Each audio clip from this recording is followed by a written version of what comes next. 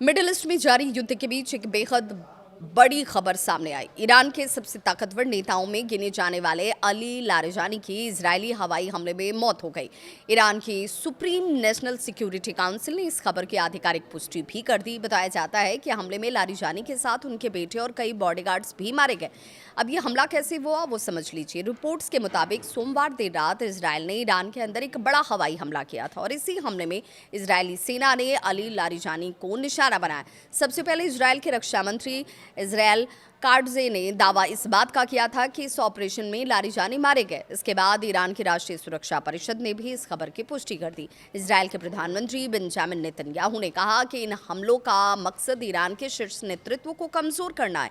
Netanyahu के मुताबिक अगर ईरान का नेतृत्व कमजोर होगा तो वहां के लोगों को मौजूदा सत्ता को हटाने का मौका मिलेगा। ईरान की सुरक्षा परिषद ने लारिजानी को शहीद बताते हुए कहा कि उन्होंने अपनी पूरी जिंदगी इस्लामिक गणराज्य की सेवा में बिता दी। बयान में यह भी कहा गया कि उनकी शहादत को ईरान कभी नहीं भूलेगा। अली लारिजानी ईरान की राजनीति के सबसे प्रभावशाली नेताओं में से एक थे। 2008 से 2020 तक ईरान की संसद के स्पीकर रहे। देश की रक्षा और विदेश नीति तय करने वाली संस्था के प्रमुख रहे।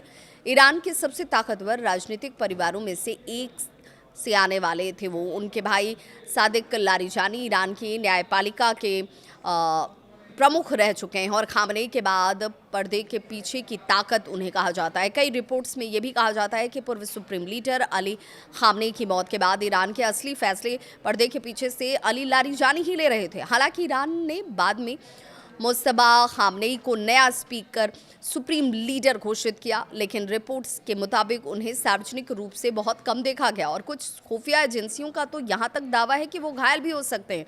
मिडिल ईस्ट में बढ़ता तनाव इस वक्त साफ नजर आता है। फरवरी के अंत से शुरू हुए हमलों में ईरान के कई बड़े सैन्य और राजनीतिक नेताओं को निशाना बनाया गया है। इसके जवाब में ईरान की सेना और इस्लामिक रिवोल्यूशनरी गार्ड कॉर्प्स जो है लगातार इसराइल और मिडिल ईस्ट के अन्य इलाकों में मिसाइल और ड्रोन हमले कर रही है। साथ ही ईरान ने स्ट्रेट ऑफ हॉर्मुज पर भी अपने नियंत्रण को और कड़ा कर दिया है और यही वजह है कि समुद्री रास्ता जो है जहां से दुनिया के लगभग 20% ऊर्जा सप्लाई गुजरती है। अली लारिजानी की मौत ने मिडिल ईस्ट की राजनीति और युद्ध को और ज्यादा गंभीर बना दिया। अब सवाल ये है कि क्या इस घटना के बाद ईरान और इसराइल के बीच संघर्ष और तेज होगा या फिर दुनिया किसी बड़े युद्ध की ओर आगे बढ़ रही है। इसे लेकर आपकी क्या है राय, जरूर कमेंट सेक्शन में अपनी राय साझा करें।